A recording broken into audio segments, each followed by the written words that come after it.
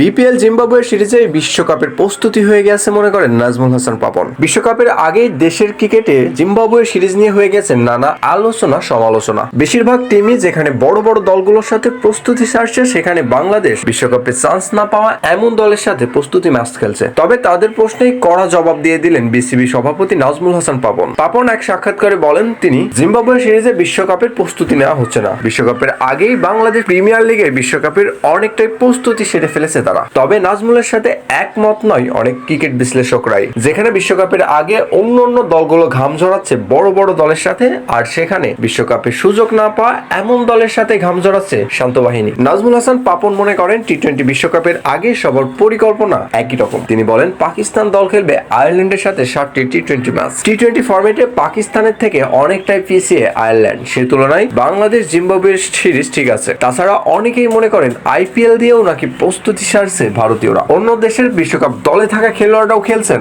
Indian premier league, তবে সে জায়গায় নেই বাংলাদেশি কোনো খেলোয়াড়। বাংলাদেশের হয়ে আইপিএল এ প্রতিনিধিত্ব করা একমাত্র মুস্তাফিজ, তাকেও আইপিএল এর মাঝপথে জিম্বাবুয়ের সাথে খেলানোর জন্যই আসর সারতে বাধ্য করেছে বিসিবি। গত সোমবারই নাজমুল হাসান পাপন বলেন, বিশ্বকাপের আগে জিম্বাবুয়ের সঙ্গে এটাই আমাদের শেষ প্রস্তুতি না, তারপরেও খেলবে কিছু প্রস্তুতি ম্যাচ, সেখানে বাংলাদেশের থেকে কঠিন প্রতিপক্ষ থাকছে বলে মনে করেন তিনি। এই বক্তব্যে নাজমুল হাসান পাপন আরো বলেন, এটা আমাদের এফডিপির খেলা, এটা বিশ্বকাপের কোনো প্রস্তুতি ম্যাচ নয়। বিপিএল তারপরে শ্রীলঙ্কা সিরিজেই অনেকটাই বিশ্বকাপের প্রস্তুতি এগিয়ে রাখছে নাজমুল হাসান পাপন। অনেকেই তো রীতিমতো বলেই ফেলছে, জিম্বাবুয়ে সিরিজে যদি বিশ্বকাপের প্রস্তুতি না হয় তাহলে এখনো কেন দল ঘোষণা করছে না বিসিবি। সংযুক্ত আরব আমিরাতে অনুষ্ঠিত টি-20 বিশ্বকাপেই অন্যান্য দলগুলো অংশগ্রহণকারী খেলোয়াড়দের নাম প্রকাশ করে ফেলেছে ইতিমধ্যেই, সাথে বিশ্বকাপের সূচিও পেয়ে গেছে তারা। অনেকেই প্রশ্ন তুলেছে সেদিক থেকে কেন পিছিয়ে বাংলাদেশ। ওই বক্তব্যে সবার উদ্দেশ্যে প্রশ্ন ফাঁস করে দেন পাপন। তিনি বলেন, বিশ্বকাপের স্কোয়াড চূড়ান্ত হয়ে গেছে। 15 জনের সদস্যের মধ্যে ইনজুরি অন্য